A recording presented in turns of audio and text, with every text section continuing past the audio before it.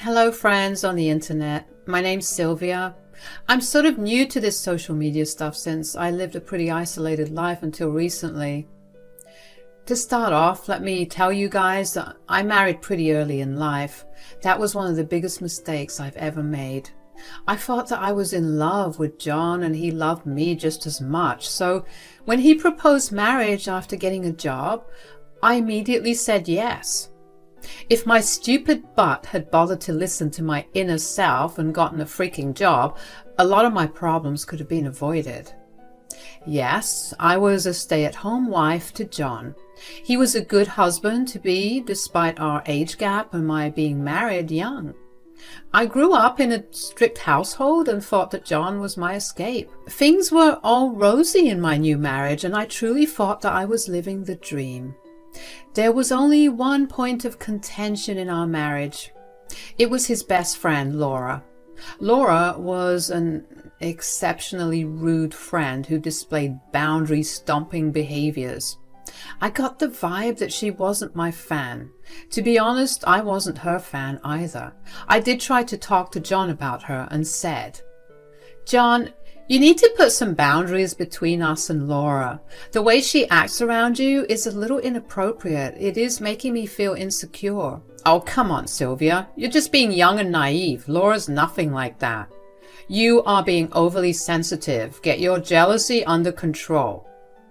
"But I feel uncomfortable around her, John. She's constantly hugging and touching you inappropriately.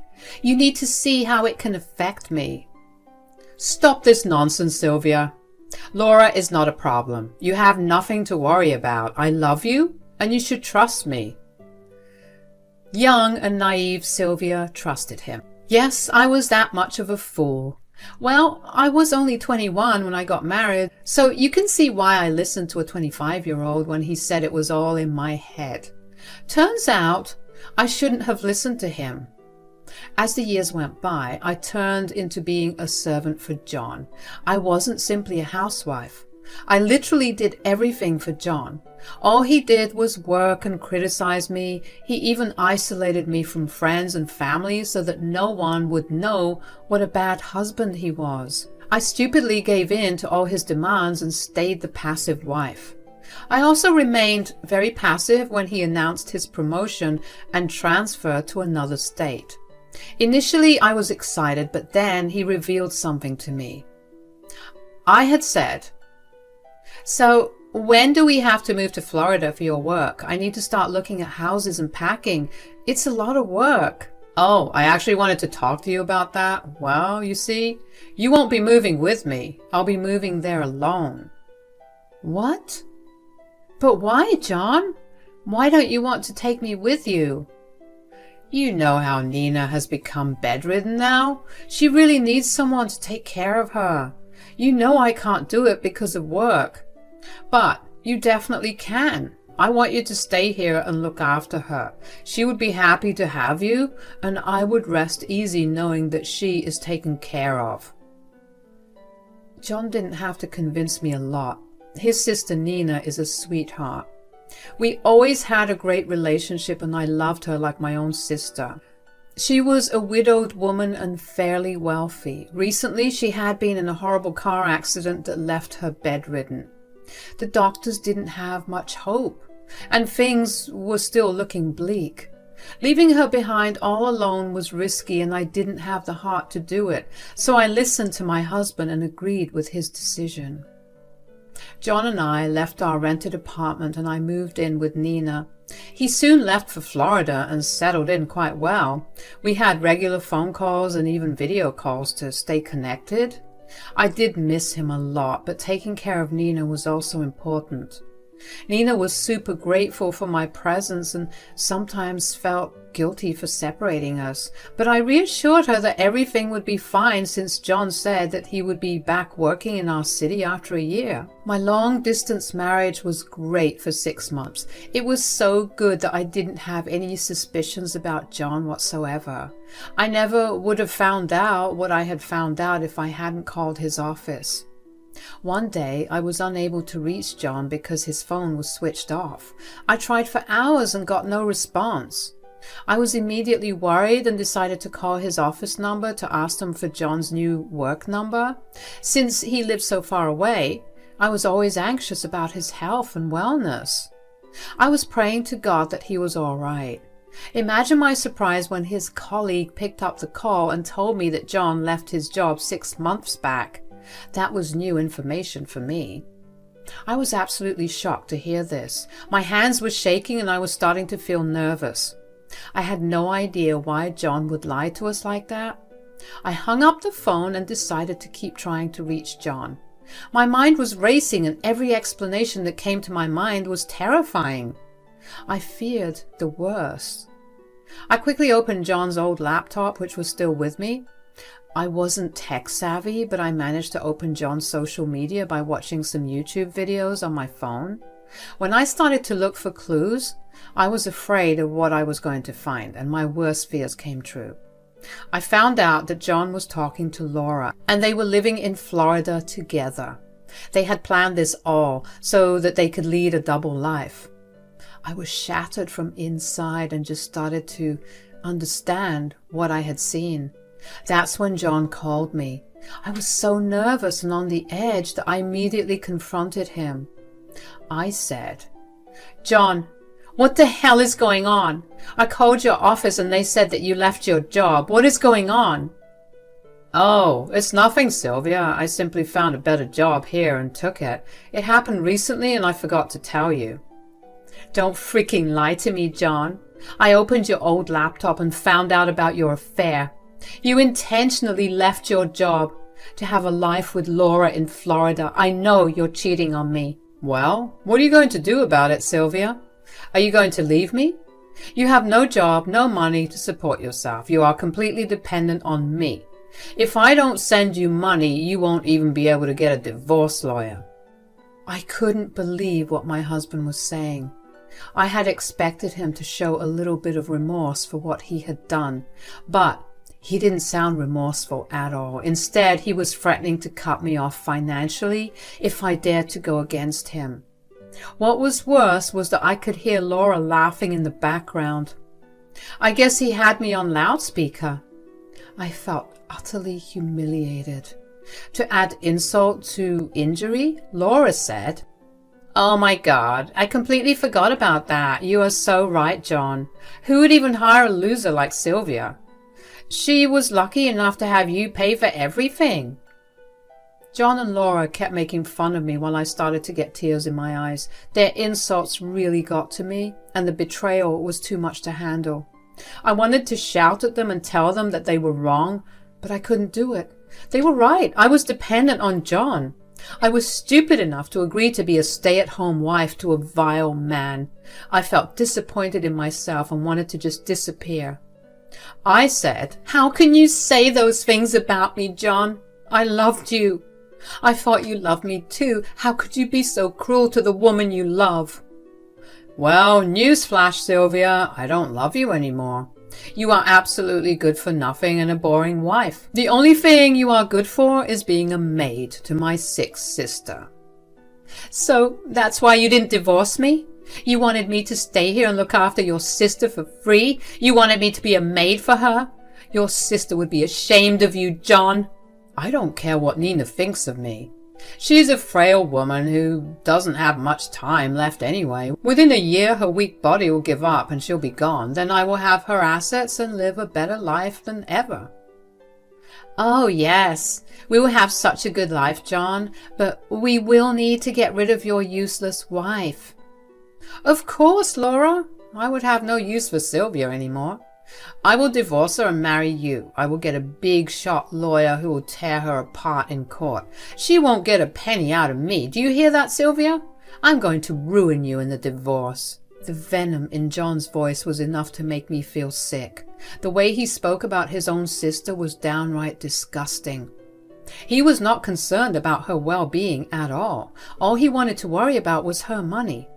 He even had a whole plan about what he would do with his so-called inheritance. Listening to John and Laura had started to take a toll on me, but I was also slowly getting super angry at them. I said in a clipped tone, "I won't make this easy for you, John. I won't let you take advantage of me and cast me out when you please. There are laws in this country that will help me." "Good luck using those laws with a cheap lawyer that you'll be able to afford. I will hire the best and make sure you don't get a cent from me." "We will see about that, John. You can do what you want, but be warned. There will be some serious consequences for your actions, and I will say that you will deserve it." I just couldn't bear to keep talking to them anymore, so I hung up on them. After that, I had a good cry for an hour straight. My life was in shambles, and I didn't know who to turn to. I was already estranged from my family, and John made sure I was cut off from all my friends. I guess he had really thought that isolating me would make me weak. And he was right, until now. At that moment, I felt so vulnerable that I got extremely scared. I knew that going against John would be tough, but I wasn't going to sit around and cry waiting for him to ruin my life. For the first time in my life, I took a gamble. I went straight to Nina for help. I had no idea whether Nina would side with me. She was John's sister after all. There was some doubt in my mind that Nina would end up siding with John even after hearing the full story. I had to keep reminding myself that Nina was a good woman who kept strict morals. She wouldn't just turn on me like her brother had. I gathered up the courage to face her and took all the evidence with me. I didn't approach her that night. Instead, I did it after we had breakfast. I said, "Nina, I wanted to talk to you about something." "I'm glad you said that, Sylvia. I've been worried about you. I heard you crying last night, but I couldn't go to check on you. You look down today as well. What's going on?" "I'm glad you care about me, Nina. It looks like no one else in the world does." I wasn't lying when I said that. Nina's concerns really touched me and gave me some hope. I now felt confident enough to tell her the truth. I didn't know what her reaction would be, but I told her anyway. I said, "I found out something last night, Nina. I called John's office when I couldn't reach him on his phone. They said that John doesn't work there anymore and left his job 6 months back." "What? What are you talking about, Sylvia? John told us that he's away for work because of a big promotion." "He was lying to us all, Nina. There was no promotion. He left his job, and I believe he got a different job in Florida." "But I don't understand. Why the hell would he lie to us about this?" It broke my heart to tell her the truth, but there was no other way. Nina was confused about why John lied to us about his job. He was such a good actor that we didn't suspect anything. If I hadn't reached out to his office, I wouldn't have known the truth either. That's how well he hid his actions and kept us in the dark. My voice almost trembled when I said, "Nina, John is cheating on me. He's sleeping with his best friend Laura. He's in Florida with her and plans to marry her after divorcing me." "What? No, that's impossible. I don't believe this. There have been some mistakes. John loves you with all his heart. He wouldn't do that to you." "He already betrayed me, Nina. I have all the proof. He confessed to his cheating. He has no remorse, Nina. I recorded our conversation when I called him. Laura was there too. Here, you can hear it for yourself." I played the call recording for Nina to hear. It was like I was stabbed in the chest once again. John's words replayed and created more turmoil in me. However, this time around, I was more angry than sad.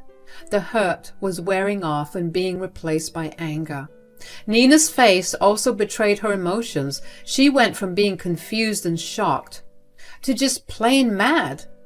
When the call recording finally stopped, she said, "So, this is what my dear brother has been up to. He can't wait to divorce his wife after his sick sister passes away. What a great plan he has made. I don't even know what to say."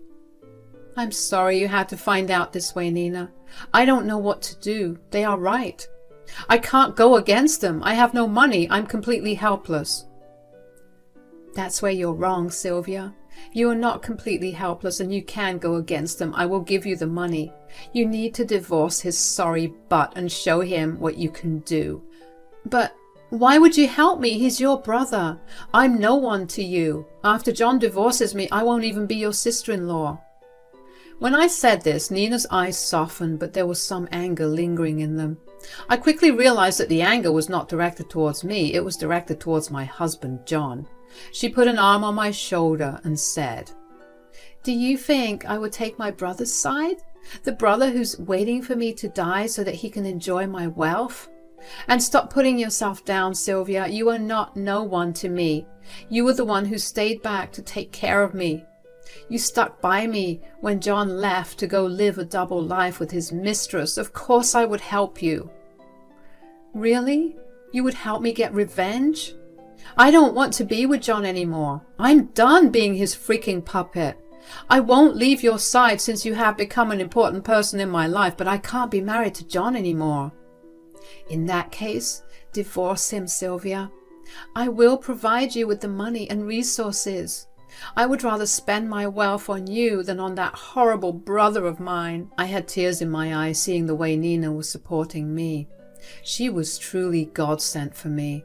While I didn't have any family, Nina felt like she had filled that part of my life. I was now even more mad at John, who left such an amazing sister to fend for herself. But Nina was made of steel. If John was clever, Nina was even better than him. She devised a great plan and gave me the money to execute it. First, she called a trusted lawyer who specialized in divorces. We discussed everything with him and planned our next steps. Since John and Laura were unaware of being recorded, I couldn't use the call recording as evidence of his cheating, so Nina hired a private investigator for me who would tail John and get evidence of his affair. The private investigator was so good that he got some solid proof of John's affair and also found out where he worked. It made things easier for us to make a case. Soon we had all the documents ready and I filed for divorce. The show had begun. John was still in Florida when he was served the divorce papers. He tried to call and text me, but I stopped engaging with him. I clearly told him that he could only contact me through my lawyer. He didn't like that one bit. He immediately booked flight tickets and flew down to our state to confront me. But he had a big surprise in store. I guess he forgot the fact that I lived with his sister. Or he may have thought that Nina wasn't going to take my side. He stormed into the house and started to scream in my face, saying, "What the hell do you think you're doing, Sylvia? Do you think you can divorce me on your terms and I would just give in that easily?" "Oh, yes, that's exactly what's going to happen, John. I'm pursuing this divorce and going to produce proof of your cheating. Don't worry, your little mistress Laura will also get a nice lawsuit for alienation of affection." "How dare you, Sylvia? Do you think you can do whatever you want? You have no money, while I have a lot more than you. I will destroy you in court, and I will make you homeless." John was raging at me, but I remained calm. It gave Nina some time to come out of her room and face John. John took one look at her and went pale. She wasn't exactly bedridden anymore. She was perfectly capable of using a wheelchair and navigating around the house herself. The physiotherapy was working really well. If John had bothered to check on her, he would have known. Nina smirked knowingly at John and said, "What happened, little brother? Surprised to see your bedridden sister in a wheelchair? As you can see, I'm not that close to dying anymore. So much for making big plans with my money, right?" "Nina, what are you talking about?" "I'm talking about how you had made plans to spend my money after I die. I believe you said that I would be gone in a year. Well, guess what, John? That is not happening. And Sylvia becoming homeless and ruined is not happening either." "Nina, you have no idea what you're saying. Sylvia is trying to turn you against me. You should be on my side." "Why should I be on your side, John? Because you lied to us. Because you cheated on your wife and planned to ruin her. Because you wanted me to die and give you all your money.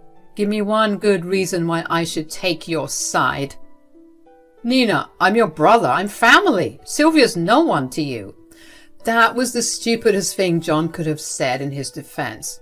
Hearing this poor excuse, Nina absolutely tore into John. She was raging mad and looked really scary. John even took a step back. When she started to yell at him, she said, "Don't you dare call me family. You are no one to me, John. A brother who wishes for the death of his sister cannot be called family. You are a vile and disgusting piece of shit, John. I am ashamed to be related to you. Sylvia is not my blood family, but she has proven to be much more than that. Meanwhile, you have become a disgrace to our family. I don't consider you my family anymore, John." "Nina, please don't say that. I'm your little brother. I need my sister in my life. You are my only family." "Oh, right. You do need your sister in your life because you need her money. Am I right, John? Well, guess what? You will never get my money even if I die. I will leave everything to Sylvia instead of you. As for now, I will help her destroy your butt in court." "Nina, please don't do this." "You can't do this to me. I'm your family." "Enough of your bullshit, John. Get the hell out of my house before I call the cops. Don't even think about setting foot in my house again." John was now pretty ashamed of being scolded and yelled at like that. He left quietly, probably hoping to return once Nina had calmed down. Well, Nina never calmed down. My lawyer immediately caught hold of him and set up a meeting to show him all the proof we had. John brought his own lawyer that he had hired in a hurry. His lawyer took one look at the evidence of his affair and deflated. Even he knew that there was no way to get out of this situation. Living in an at-fault state meant that I would be getting John's savings and a hefty alimony because of the income difference.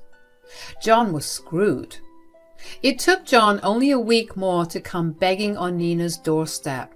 He did try to contact Nina within this time, but didn't speak to me. One fine morning, I found him on Nina's porch waiting to be let in. This time, he wanted me back in his life. He said, "Sylvia, look, I know I made a mistake. I can see that now. Please give me a chance. I lost everything because of my mistake. I want a chance to redeem myself." "What happened, John? Did your lawyer tell you how screwed you are? Or did you finally realize that Nina isn't going to crack and help you out?" "Sylvia, we had a good life. Let's not throw everything away for one mistake. I broke up with Laura. I even blocked her everywhere. I will leave my job and look for one here. We can start again." I simply laughed in his face when he said that. John looked desperate, pleading for help, but to me, it was simply too funny to witness. There was a time when I would have taken him back. If he had shown me any genuine repentance for his actions, I would have thought about giving him a second chance. I really loved John, but he betrayed me in the worst way possible. I had already seen too much of his real face to forgive him. So with Nina's permission, I shut the door in his face and I told him to get lost. I know that you guys would want to know how things ended. Well, it didn't take that long, actually. Since we were already separated for 6 months, the judge granted us a divorce fairly soon. All the evidence of John's affair meant that he was paying me a huge alimony and giving me half of his savings. By the way, he also had to pay my lawyer out of pocket. Then comes Laura. I proceeded with my lawsuit against her too. Nina actively encouraged me to do it. I needed to teach her a lesson as well, so I went ahead with it. All the evidence I had was enough for the judge to make her pay me a compensation. It was actually a pretty big settlement for me since she worked and had a good income. She cried when the judge made his decision. Serves her right for making me cry for days. Now, let's talk about what I'm up to. Well, I'm still living with Nina. After the divorce, I took up a job and talked about being a tenant in her house. She absolutely blew up at me and started to cry about how I was being mean to her. That's how she got me to drop talks about rent. She has hired a caretaker for her who looks after her when I'm in the office. She's doing much better now with physiotherapy, and the doctors are positive she will recover pretty well. Things won't go back to normal for her. but she will be good for a while. We have really come close and become best friends. She has seriously cut John off and doesn't speak to him anymore. Things are really going well for both of us now. I hope you guys will pray for us so that we can find our happiness in life